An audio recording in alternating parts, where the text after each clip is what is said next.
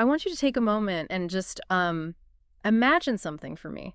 Close your eyes if you can, and really put yourself in this headspace. Hmm. Think about an activity that you use to just, escape. You know what I mean? Like the weight of the world gets too heavy, the news cycle is relentlessly loud, your responsibilities at work or at home are just piling up until you feel like you can't breathe and you just need a hatch to crawl through. Right, a way out. Exactly, like a tiny exit door from your own life. For some people, that escape hatch is going out into the yard and gardening, getting their hands in the dirt. For others, it's sitting in a favorite chair and knitting, or, maybe it's just packing up the car before dawn, driving out to a spot where your cell phone loses signal, and sitting quietly by a river fishing. Yeah, finding that isolation. Right. It's safe, it's quiet, it's a space where the universe just leaves you alone. Now, I want you to imagine that very same escape hatch, that meticulously cultivated safe place, opening up directly into a cosmic nightmare. It completely inverts the concept of a sanctuary. I mean, you go out into the quiet looking for peace, looking to put your life back together, and instead you stumble into an environment or an entity that actively wants to unmake you. Exactly. You go looking for silence and you find a void that stares back. And that inversion, that sort of twisting of the sanctuary, is the beating heart of today's deep dive. We have an incredibly intense stack of source material today. We really do. We are exploring the opening sections, the psychological foundations, and the deep, deep lore of a 2017 novel called The Fisherman by John Langan. Now, this book received incredible critical acclaim right out of the gate. Oh, absolutely. And what the critics, the readers, everyone seemed to zero in on is how uniquely this story bridges two very different emotional landscapes. On one hand, it is an incredibly intimate, heartbreaking, hyper-realistic portrait of human grief. And on the other, it is a tale of bone-deep, apocalyptic, cosmic terror. Yeah, one critic perfectly described the experience of reading it as a river runs through it straight to hell. That is just, wow, that is so spot on. It's a remarkably accurate description. And the key to understanding this source material is realizing that the terror in this story simply doesn't work without the grief. They are inextricably linked. Right. The horrors that manifest in the woods of upstate New York aren't just, random monsters jumping out from behind trees. They are essentially the psychological devastation of the characters made physical. The grief is the key that unlocks the door to the nightmare. And before we even get into who these characters are and how they open that door, we have to talk about the cover art of the book itself, because it sets the mood so perfectly. It's almost like a warning label. It really is. If you pick up this book, before you even read a single word, you are immediately confronted with a classic 1870 painting by Albert Bierstadt called Puget Sound on the Pacific Coast. Let me paint the picture for you because it's stunning. Go for it. You are looking at these churning, violent, white-capped waves crashing against jagged rocks. The ocean looks thick and heavy, almost like it's made of liquid stone. Above the water, the sky is bruised with these massive, dark, foreboding storm clouds, rolling in with this aggressive energy. Yeah, it's very oppressive. Right. It almost looks like the heavens themselves are furious. And then if you look really closely down in the corner, completely dwarfed by this overwhelming, violent power of nature, are these tiny, insignificant human figures standing on the shore. What's fascinating here is how that specific visual perfectly captures the essence of the entire narrative you're about to experience. It establishes a universe that is vast, indifferent, and violently chaotic. Totally. In a lot of stories, humanity is the center of the universe. In this story and in that painting, humanity isn't at the center of anything. We are barely clinging to the absolute edges of it, hoping the waves don't notice us and wash us away. Okay, let's unpack this. Because our mission for today isn't just to recap a spooky ghost story or walk through a plot summary. That would be missing the point entirely. Absolutely. Today, you and I are going to unpack the anatomy of grief. We are going to explore the forgotten, drowned folklore of the Catskill Mountains, and we are going to look at the horrifying reality of what happens when broken people go looking for a kind of peace that simply does not exist. Right. So if the universe is this indifferent, violent ocean, how does a normal person even begin to interact with that? Let's look at the guy who actually has to navigate this. Let's talk about Abe. Yes, our protagonist, Abe, though, as he is very quick to point out in the text, he absolutely hates the name Abraham. He finds it too patriarchal, too full of itself, too weighty. Right, he's just Abe. And Abe is a man who, when we meet him, has been completely hollowed out. We are introduced to him after his young wife, Marie, dies. And she doesn't just pass away in her sleep, she dies of a brutal, lingering, aggressive cancer. Yeah, it's a terrible situation. And the text makes it clear that this wasn't a sudden shock. This was a slow, agonizing burn. It was months of doctor's appointments, of false hope, of watching someone you love diminish in front of your eyes. Abe describes his life after her passing as basically becoming a walking cliche of a sad country song. He really does. He's a systems analyst at IBM, a guy who deals with logic and order for a living, but his personal life devolves into sitting on the couch in his underwear, eating peanut butter and jelly sandwiches, and drinking half a bottle of scotch, followed by half a bottle of wine every single night. It's a slow-motion collapse. He isn't having a dramatic, cinematic breakdown. He is just fading away. And Abe's grief is defined by that prolonged duration. Right, the waiting. Exactly. He and Marie had time to know the end was coming. They had time to say goodbye, even if saying goodbye was agonizing. But the narrative deliberately and sharply contrasts Abe's slow-burn grief with the experience of his coworker, a man named Dan Drescher. Oh man, Dan's story. Dan experiences a loss that is the exact opposite of Abe's. It is sudden, it is catastrophic, and it is total. Dan's story is just gut-wrenching. I mean, it physically hurts to read. Dan is a young, highly successful guy at IBM. He's described as tall, with sharp features, red hair, full of energy. He has a wife, Sophie, and twin boys. They are the picture of suburban success. American dream, basically. Exactly. And one morning, a completely normal Tuesday or Wednesday, they decide to go out for a quick family breakfast. Dan gets in the driver's seat, and in a rush, he doesn't put his seatbelt on. He pulls out of his neighborhood, taking a quick left onto a highway. And an 18-wheeler, a massive commercial truck moving way too fast, just obliterates his Subaru. Just completely wipes it out. The car and the truck collide with such force that they explode in a fireball. Dan, because he wasn't wearing a seatbelt, is thrown through the windshield. He survives, though he is physically scarred from his head down his neck from going through the glass. But his wife and his twin boys, who are trapped in the car, are wiped out in a millisecond. It's the kind of tragedy that doesn't even feel real to the human brain. And this stark contrast between Abe's loss and Dan's loss introduces a concept in the text that Abe refers to as the ladder of loss. It's a deeply uncomfortable but very psychologically real phenomenon. You've probably felt this, right? I'm talking to you listening right now. Have you ever had that weird guilt where you complain to a friend about having a terrible day at work and then they turn around and tell you their dog just died? Oh, yeah, that instant regret. You instantly invalidate your own stress. You feel like you don't have the right to be upset because their pain is quote-unquote worse. Yeah. Abe is doing that, but the stakes are life and death. He's comparing his wife's terminal cancer to a fatal explosive car crash. Exactly. Abe feels an agonizing, isolating guilt because, in his mind, his slow loss of Marie was somehow easier or less devastating than Dan's instant obliteration of his entire family.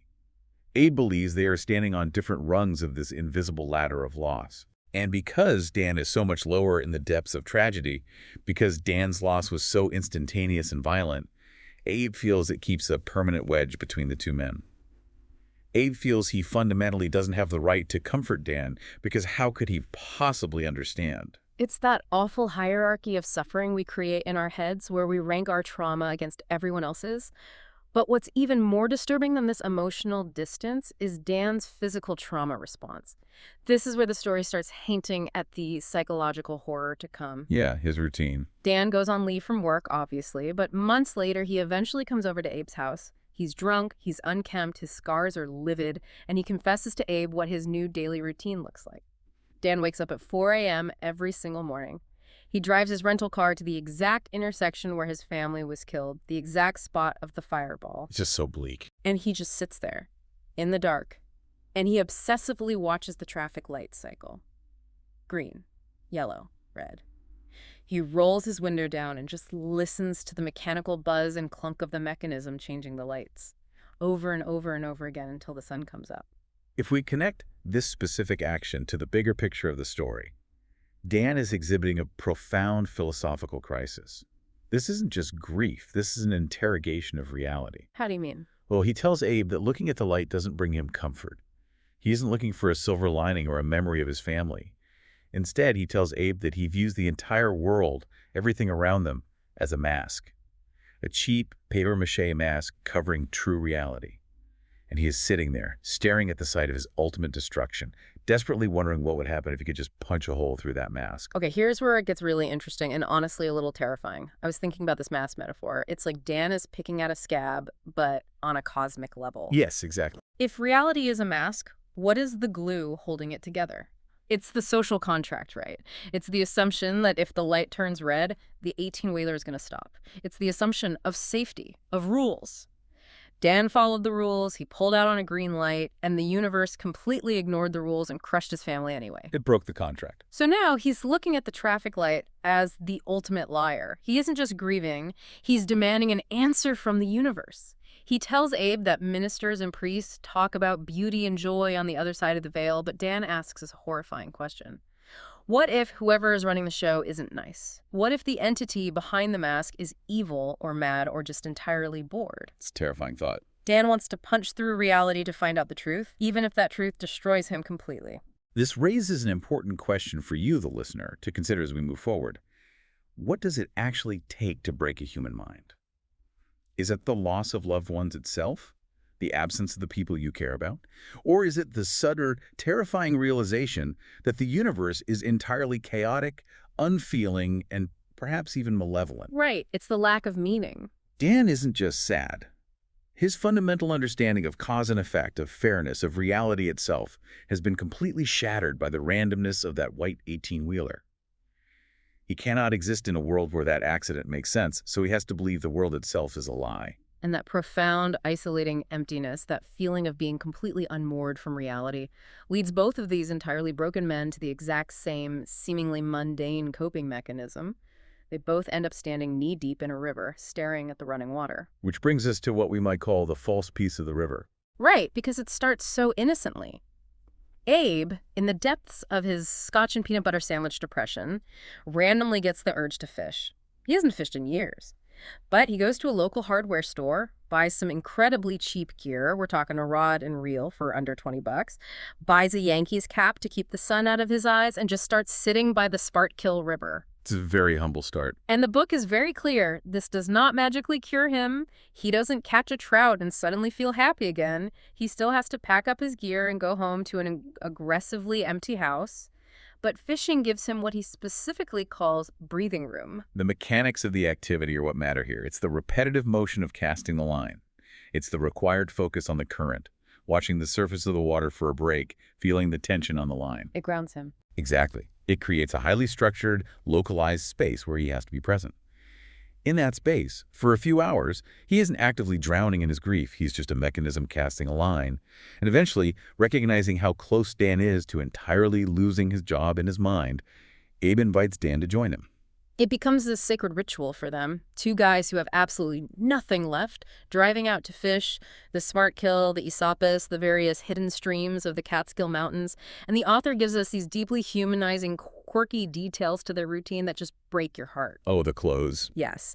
Abe, for instance, sometimes goes fishing in this garish, bright tie-dye shirt. Not because he likes it, but simply because Marie bought it for him, loved it, and thought it was hilarious. Dan, on the other hand, shows up wearing a frayed straw cowboy hat that he bought on a beach vacation with his late wife, Sophie. They are literally wearing their ghosts. They are draping themselves in the memories of the dead while standing in the water. And while they do this, Abe begins to experience something extraordinary. While he's casting his line, focused entirely on the rhythm, he occasionally feels the quiet, non-threatening presence of Marie. She doesn't speak, she doesn't manifest as a ghost, but he feels her standing behind him, watching him. And it brings him this strange, profound comfort. But we have to look at the psychology of what's happening here. Exactly. So what does this all mean? I have to ask you, based on the lore, is Abe actually feeling his wife's spirit returning to him from the afterlife?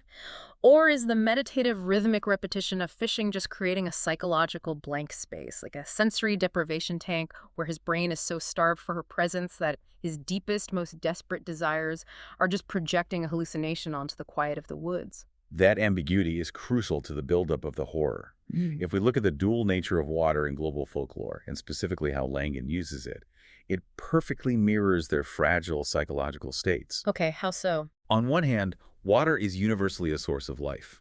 It represents cleansing, flow, and renewal. Abe leads heavily into this interpretation. He contemplates the idea that Marie didn't just disappear into nothingness when she died, but that her spirit, Her energy seeped into the earth, into the soil, into the water, becoming part of the natural flow of the ecosystem. He's finding what we might call a gentle pantheism to cope. Wait, pantheism, meaning he's literally looking at the river, looking at the trees, and thinking his wife hasn't left. She has just become the water and the dirt. She's part of the landscape now. Precisely. It's a very comforting thought for someone grieving. It makes the world feel less empty. But that is only half of the folklore surrounding water. The other half is much darker. Right. In mythology, water is almost always a boundary. Think of the river Styx. Water is the eternal physical divide between the world of the living and the underworld of the dead.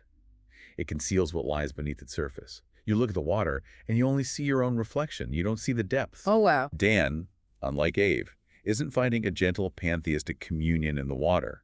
He isn't looking for his wife's energy in the trees. He is using the river to numb himself. The text describes Dan staring intensely at the water with this unsettling, blowtorch bright gaze. He isn't relaxing. It's as if he's trying to see through the surface of the river, to pierce it, just like he wanted to punch through the papier-mâché mask of the traffic light. They are using the act of fishing to gain a false sense of control over the unpredictable, chaotic currents of their own lives. But as we are about to see, the water is a boundary. And if you stare too hard into it, the water is about to push back. Hard. The turning point, the moment the story shifts from a meditation on grief into active horror, arrives on a normal day at work. Dan approaches Abe and suggests a new spot for their weekend trip. He asks Abe if they can go fish at a place called Dutchman's Creek. Right. And when Abe logically asks where Dan heard of this place, Dan claims he was reading about it in a history book about the Catskills written by an author named Alf Evers. And Abe, who openly admits to the reader that he is usually an incredibly gullible guy who takes people at their word, instantly knows Dan is lying. He doesn't know how he knows, but his gut screams that Dan is making this up. He can just feel the lie radiating off his friend. But because Abe wants to help Dan, because he pities him and wants to keep him engaged with life, he agrees to go anyway. It's a tragic flaw, really. We do that, don't we? We go along with a friend's lie because calling them out feels too cruel when they're already suffering. But agreeing to this trip triggers something awful. The very night they make this plan to go to Dutchman's Creek, Abe has a nightmare that completely shatters his fragile, pantheistic peace. The nightmare is deeply symbolic, incredibly visceral, and utterly terrifying. It's the universe sending a very clear message. I want you to visualize this with me because the imagery is so potent. Abe dreams he is out fishing, but it's not the calm, babbling Svartkill stream. It is a raging, violent, whitewater torrent, just furiously frothing. And the shores of this river are bordered by these unnatural, towering, dark evergreens. And they aren't normal trees. No, they aren't normal trees. They look like they are made of solid, impenetrable night. The text makes you feel like the trees are actively watching him. Suddenly, his rod jerks, he gets a bite, the line sizzles out, pulling with impossible strength, diving incredibly deep into this fast-moving stream, much deeper than any physical geographical stream in upstate New York could possibly be. It's like he's hooked something at the bottom of the ocean. Exactly. He fights it, hauling back on the rod, and finally he reels it in. But as the catch breaks the surface, there's no struggle. The catch is completely limp. He doesn't reel in a fish. He reels in his dead wife. He reels in Marie. Her dead body breaks the surface of the water, and she is hooked right through her upper lip. The hook has pierced her flesh, and there's no red blood coming from the wound. There's just this black, viscous, oily liquid smeared across her pale skin. It's such a disturbing image. In the dream, Abe is frozen in this agonizing paralysis between the absolute terror of running away from a corpse and the desperate, heartbreaking desire to just drop his rod, jump in the water, and hold his dead wife again. But then, as she hangs there on the line, she opens her eyes. And they are not Marie's eyes. They are the flat, yellow-gold, unblinking discs of a predatory fish. Yes, it's pure body horror mixed with heartbreak. Her face begins to physically split open from the hook wound, the human skin tearing and peeling back to reveal these wet, shining grayish-green scales underneath.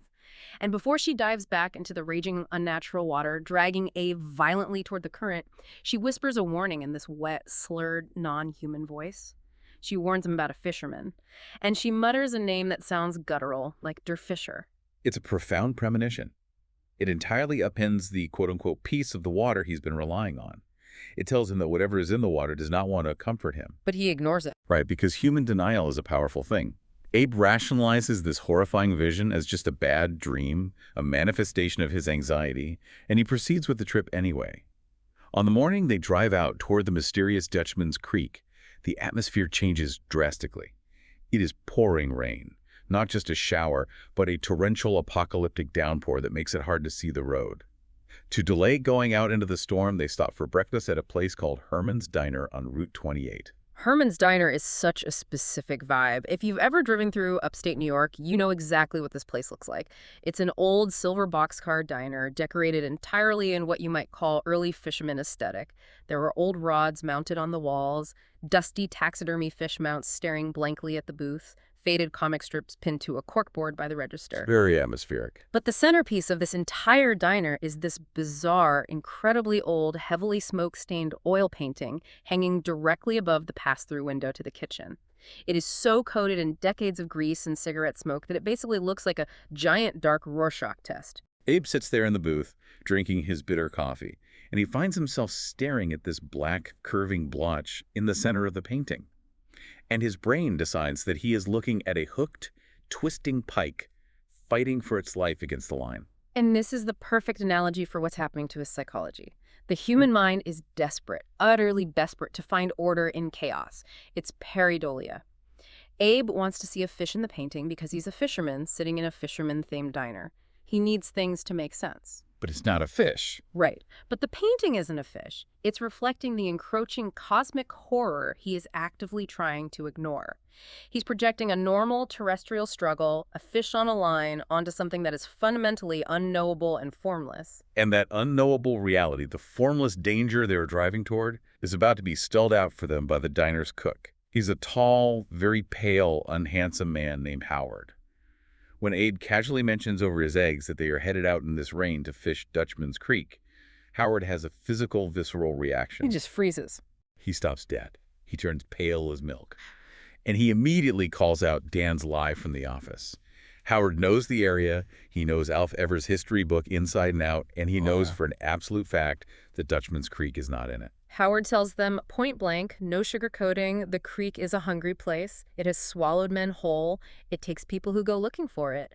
But here's the thing that shifts the narrative. Instead of just calling them crazy and kicking them out of the diner, Howard looks closely at Dan.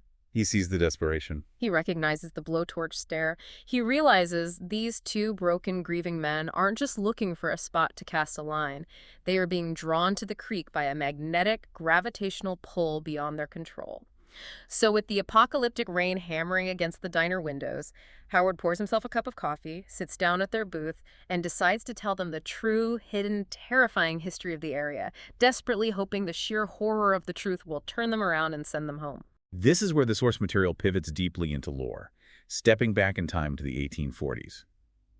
Howard's story centers on the Esopus Valley, decades before the Ashokan Reservoir would eventually be built and drown the entire area. Right. The dominant figure in the valley at this time is a man named Cornelius Dort. Cornelius is a wealthy, ruthless landowner. He's the kind of man who increases his fortune by foreclosing on loans, forcing pioneer families off their land, exploiting his workers. He is a man generally despised by everyone in the county. Right. He's the quintessential 19th century tycoon. He's pure capitalism, pure control. He believes he owns the world. But Cornelius meets an obstacle that all his money and all his bullying cannot move. Mortality. The one thing he can't buy. Exactly. His young wife, Beatrice, suffers a terrible riding accident while she's pregnant. She loses the baby, and she falls into a lingering, incurable wasting illness. Cornelius doesn't accept this. He exhausts every medical option, dragging specialists from Albany all the way to Boston, throwing money at the problem. But Beatrice is dying, the ultimate loss of control. And that is exactly when the guests arise. The arrival of Fischer. Howard describes him riding down the turnpike toward the Dort estate, and he is a jarring, unnatural sight. He's a small man with greasy, pitch-black hair and a stringy beard, wearing a dusty, out-of-season black suit. Such a weird image. But the most unsettling detail, the thing that immediately flags him as otherworldly, is his cart. It's drawn by a normal, dusty brown nag, but the wheels of the cart are impossibly thick, and they are completely covered in strange symbols, hieroglyphs that appear to physically move and shift across the wood independently of the wheels turning. Okay, stop right there. Yeah. I have to call out that detail about the moving hieroglyphs on the wheels, because it just makes my skin crawl. It's subtle, it's a small detail, but it immediately signals to the listener that this man is not operating under the normal laws of physics. It's an optical illusion that shouldn't exist in reality. So this stranger with the shifting wheels goes into Cornelius's house, past the doctors, and strikes a deal. The obvious assumption, what everyone in town thinks, is that he's there to save Beatrice with some sort of dark folk magic. But Beatrice dies anyway. And this is where Cornelius's reaction becomes deeply bizarre and psychologically complex. Instead of raging at the stranger, instead of seeking vengeance or demanding his money back for the failure to save his wife, Cornelius is entirely apathetic at Beatrice's funeral. He shows absolutely zero grief. Nothing at all. And the stranger, the guest, doesn't pack up his cart and leave. He takes up permanent residence on the second floor of the Dort mansion. And once he stays, the valley itself starts to fundamentally change. The environment becomes infected by whatever these two men are doing in that house. Cornelius starts sending animal hides to the local tanneries that are so deformed and strange that the workers literally describe them as looking like devil skins. Just gross. The weather patterns change. Massive, unnatural, localized thunderstorms park directly over the Dort estate, while the rest of the valley is sunny. And people report seeing lightning strike the house's lightning rod. But the lightning doesn't flash and vanish. It hangs in the air for an extra second, snagged on the house like a glowing thread. Even the local groundwater, the natural spring, turns sulfury and tastes like burnt matches. If we pause and look at the archetype of the stranger in town offering dark bargains, it's a very classic folklore motif. The devil goes down to Georgia, right? But John Langan twists it beautifully here. How so? Cornelius's wealth and power could not conquer death, so he pivots entirely from capitalism to the occult. And here's the core insight. Cornelius doesn't actually grieve Beatrice. His ego simply cannot accept defeat. He doesn't want his wife back out of a profound, selfless love. He seeks absolute dominion over death itself because death dared to take something that belonged to him. Wow. He allies with the guest to learn how to peel back the surface of reality, to assert control over the ultimate boundary. Wow, so it's not love, it's pure arrogance. And the visual horror of this period of experimentation peaks with a minor local painter named Otto Schalken. Howard tells Abe and Dan that Otto gets caught out in the orchards during one of these unnatural localized thunderstorms. He takes cover and sees Cornelius walking among the apple trees. But Cornelius isn't alone. He is walking with a woman. And she's not right. Not at all. She's wearing a long, heavy black dress and a thick black veil over her face. And Otto notes from his hiding spot that the woman moves horribly. He describes it as if she forgets how to use her legs or like a puppet being dragged on strings. The sheer wrongness of this veiled, lurching figure, the violation of natural law, completely shatters Otto's mind. He flees back to Brooklyn, paints a manic series of canvases showing this veiled woman standing by a furious, storming Black Sea, and then he takes a straight razor and slits his own throat. It is a visceral, fatal reaction to glimpsing something that human psychological hardware simply cannot process. The story Howard tells, then fast forward several decades, jumping to the year 1907. Cornelius Dort has finally succumbed to mortality. He's died of old age. Finally. But the guest emerges from the sprawling estate to claim the inheritance, and he is entirely unaged. Decades have passed, and he still has the same pitch-black hair and unlined face. And he emerges right as the landscape of the Catskills is about to undergo a violent state-sponsored transformation. The government of New York has arrived to build the Ashokan Reservoir. And we need to give some context here because this is a real historical event, and it is a monumental, world-altering undertaking. The state is literally tearing up the Esopus Valley. They are systematically destroying 11 entire towns, uprooting ancient forests, and digging up local cemeteries to move the dead. It's a massive destruction. They are essentially erasing the history, the geography, and the memory of the valley to create a giant artificial lake to provide drinking water for New York City. Yeah. And to do this, thousands of immigrant workers flood into the area, living in these rough, squalid, muddy camps. This is where we meet our next set of characters, the Schmidt family. Right. Rainer Schmidt is the patriarch. Mm. He was a brilliant but disgraced philologist back in Germany, meaning he was a high-level scholar of ancient languages and historical linguistics who had to flee and fake his way into a stonemason job in America. Ah, okay. He lives in these rough camps with his wife Clara and their daughters, including our focal point for this section, young Lottie. And it's in this tense, crowded, desperate environment of the worker camps that the cosmic horror truly takes root. It centers around their neighbors in the camp, a Hungarian couple named George and Helen. Helen's story is just an absolute grounding tragedy amidst all this cosmic dread. She discovers that her husband George is having an affair, and in a moment of pure, hopeless, overwhelming despair, Helen walks out into the muddy camp road right as the daily, chaotic mule cart races are happening. It's awful. She steps directly in front of a team of racing mules pulling a massive stone cart, and she is brutally, completely crushed to death. It's a horrific scene. George, entirely at fault, is completely shattered by guilt. He locks himself in their dark cabin for a week, refusing to come out. Until the night he comes pounding on Rainer Schmidt's door. George is grinning this manic, terrifying, unnatural grin, and he claims to Rainer that he has brought his children a quote-unquote miracle. Rainer and his friend Italo rush over to George's cabin, fully expecting that George has had a complete mental breakdown and they're going to have to restrain him. What they find is so much worse. They find Helen sitting in a chair in the middle of the room, alive. But changed. But she is fundamentally broken. Her physical body is still shattered from the mule carts, her chest is caved in, her limbs are wrong, and when Rainer looks into her eyes, they aren't human eyes anymore. They are entirely gold with tiny pinpoint black pupils, just like the fish in Abe's nightmare. George has completely descended into madness at this point. Yeah. As Rainer stares in horror, George begins speaking. But he's speaking in a multitude of languages simultaneously. English, Hungarian, German, Russian, and interspersed with these guttural snarls and clicks that Rainer, the master philologist, recognizes don't belong to any human tongue ever spoken on Earth. That is deeply unsettling. George is raving about the man in the big house. He's talking about the guest, Fischer, who still lives up on the hill overlooking the camps. George repeats to Rainer that this man understands loss, that the man asks your strength, your life force, in exchange for drinking from his cup. George, out of pure selfish guilt, accepted a dark bargain to undo his mistake with Helen, and the sheer weight of that unnatural act broke his reality. Okay, I have to pause here because the visceral detail that follows is absolutely insane. I'm reading the outline of what happens next, and it gives me whiplash. George goes into violent convulsions on the floor and vomits. But he doesn't just throw up his dinner. He erupts into a continuous fountaining geyser of pitch-black water. And splashing around, flopping in this puddle of black water on his living room floor, are hundreds of mutant black tadpoles. Yes. But each tadpole is capped with a single bulbous blue human eye. It's like he swallowed a bucket of eyeballs. Hold on, why does the story pivot from this moody, atmospheric, gothic ghost story about a guy grieving in a river into this grotesque, straight-up sci-fi body horror? Did the author just want to gross us out? It's a shocking pivot, but it's a structurally crucial one. If you understand the genre, true cosmic horror, at its core, must eventually invade the physical body. It cannot remain an abstract ghost story or a bump in the night. It has to become a biological corruption. Like an infection? Exactly.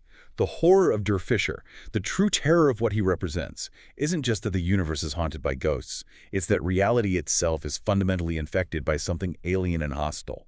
Those one-eyed tadpoles represent a physical manifestation of a chaotic, otherworldly ecosystem breeding inside a human host. George didn't just contact the other side with a Ouija board. He consumed it, and it consumed him from the inside out until he burst. That makes a horrifying amount of sense, the cosmic becoming microscopic. Sure. And while George literally drops dead after vomiting up this nightmare ecosystem, Helen, the resurrected, shattered, gold-eyed Helen, stands up from her chair and walks out the door. She's moving like a broken puppet, leaving wet, sopping footprints even though she's walking on dry wood floors, and she starts trying to hunt down her own children in the camp. Rainer, relying on his deep background in ancient forbidden texts, realizes immediately that they aren't dealing with a simple zombie or a resurrection. They're dealing with the work of a Schwarzkünstler. That's a German term for a black magician. But specifically, someone who peels back the thin surface of reality to manipulate the chaotic, dark forces swirling underneath. Okay, so she's not a zombie, she's a conduit. Right. But it's Rainer's daughter, young Lottie, who experiences the absolute climax of this terror firsthand. Lottie works nights in the camp bakery. During all this chaos, she goes into a narrow, unlit storage closet in the back to get a bag of slivered almonds. And while she's in the pitch black, feeling around for the sack, she hears the heavy wooden door shut and latch behind her. And before she even turns around, she smells it. The overpowering, suffocating stench of spoiled meat mixed with cloying, rotten flowers. Helen is in the closet with her, in the absolute dark. It's the ultimate claustrophobic nightmare. And Helen speaks. But the voice coming out of her isn't human. It's a wet, liquid wheeze, sounding exactly like a fish drowning in the air, gasping on the deck of a boat. And the language Helen speaks bypasses Lottie's physical ears entirely. The words go straight into her brain. Helen's unnatural voice forces Lottie into a psychic vision. It rips her consciousness out of the closet and shows her the ultimate truth of their universe. Lottie finds herself looking out over a violent, churning black ocean stretching out to absolute infinity. This is what Rayner's ancient texts refer to as the subjectile. The subjectile. Think of the subjectile as the dark, foundational canvas, the primer, upon which the thin, fragile illusion of our reality is painted. Let's make sure that's clear. The subjectile is the base layer of the universe. It's what's behind the papier-mâché mask that Dan was staring at. And this ocean, this base layer, isn't empty water. Floating in this churning black sea are hundreds of thousands of severed heads bobbing up and down in the waves. It's just horrific. And every single head is speaking. But they aren't screaming for help, and they aren't praying. They are reciting their most vile, secret, violent, and intrusive thoughts out loud in an endless cacophony. Lottie looks closely at the waves and sees her own head floating in the water. Oh, man. And she is forced to listen to herself whispering about her darkest resentments. She hears her floating head wishing death upon her baby sisters, just so she wouldn't have to do the chore of caring for them anymore. She hears her parents' most shameful, unspoken regrets about their lives. It is a sea of absolute, unfiltered psychological depravity. It's the ultimate violation of the self. Think about what this means thematically. The black ocean weaponizes the human subconscious. We all have intrusive thoughts, right? Those dark, irrational flashes of anger or resentment that we immediately suppress and feel guilty about. Everyone has those. The profound horror here is that the foundation of the universe is that darkness. There is no benevolent heaven waiting behind the veil. There is only a roiling sea composed of our absolute worst selves.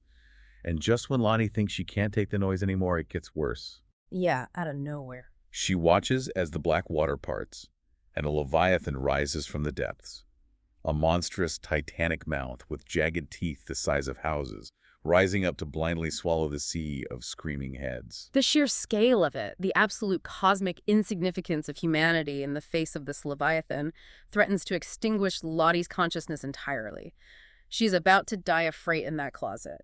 She only breaks the vision because, in her pure animal terror, her physical body reacts in the real world and she violently throws her hands up, launching the heavy bag of slivered almonds she was holding. Thank God for those almonds. Seriously, it hits Helen square in the face. The physical impact shatters the psychic link, the vision dissolves, and Lottie manages to escape the closet. But Howard, telling the story in the diner, makes sure Abe and Dan know that this wasn't just a bad hallucination. The reality of what Helen is carrying inside her head is lethal. He brings it back to reality. Right. Howard mentions a real-world consequence to prove it. The local undertaker's assistant, a young guy named Miller Jeffries, comes to collect George's body the next day. He finds Helen sitting there. Helen leans in and whispers a secret to him. A secret she pulled from the black ocean about his sweetheart's hidden infidelity. That's all it takes. Driven instantly, irreversibly mad by exposure to the absolute corrupted truth of the universe, Jeffries rides back to town and goes on a shotgun rampage. He kills his boss, he kills his sweetheart, and then he turns the gun on himself. It proves that the truth of the universe, as revealed by Fischer and the Black Ocean, is inherently lethal to the human mind. Remember the mask that Dan Drescher was staring at while watching the traffic light change? Dan wanted to see what was behind it. Well, Helen lifts that mask for Miller Jeffries. She shows him one tiny piece of the subjectile, and the sight destroys his sanity and his life immediately. And that profound, heavy realization brings the narrative right back to Herman's diner in the present day. The apocalyptic rain is still hammering against the windows, boxing them in. Howard, the cook, has just finished telling this incredibly detailed, horrifying, hour-long mythological history to Abe and Dan. Let's connect the threads here and look at where our characters are standing. Abe and Dan are sitting in that diner booth, having just been handed a massive, screaming warning about Dutchman's Creek, the exact creek they're determined to drive to. Yeah. Howard isn't just telling them a ghost story to pass the time while it rains. He is trying to save their lives. He is warning them that the creek isn't just a place to catch trout. It is the physical manifestation of grief and the darkest parts of the human subconscious. The monsters in that water, the thing that hooked Marie in Abe's dream, are birthed directly from the same black ocean Lottie saw in the closet. Exactly. Dan lied to get them to the creek because he is desperate to punch a hole in reality. He thinks he can find his wife and twins. Abe is vulnerable to being dragged along because he misses Marie so deeply he's willing to ignore his own screaming instincts. But let's bring this back to you, the listener. Why should you care about this obscure Catskill legend? Why does this book hit so hard? Because it's universal. Because this story brilliantly weaponizes our universal, deeply human fear of loss. It takes the pain of an empty house and turns it into a cosmic threat. It asks you a terrifying question. If you were grieving, if you were totally hollowed out like Abe or shattered like Dan, and you had the chance to punch a hole through the fabric of reality to get back what you lost, would you? Even knowing the risks. I hope people probably would. And what if what's waiting on the other side isn't a joyful reunion in a peaceful heaven? What if it's just a black ocean that doesn't care about you at all, ruled by an entity that demands a horrific price just to let you hear their voice one more time? It forces us to confront the coping mechanisms we use to survive trauma and the strong danger of refusing to let go. Dan's inability to accept the randomness of his loss, his refusal to accept that the 18-wheeler was just a meaningless accident, leads him directly into the jaws of something far worse than death. I want to leave you with a lingering image to chew on today as you go back to your life, to your safe spaces and your escape hatches. Think about Lottie Schmidt, trapped in the pitch-black bakery closet, smelling spoiled flesh and being forced to look at the black ocean, the subjectile. Think about those hundreds of thousands of bobbing heads, endlessly reciting everyone's most shameful, violent, and intrusive thoughts for eternity. So I ask you, if the black ocean were to part the veil right now and project your darkest, most secret, intrusive thought out loud for everyone to hear, what would it sound like? And what would it take for you to finally stop listening to it? Thanks for joining us on this deep dive. Take care of yourselves out there.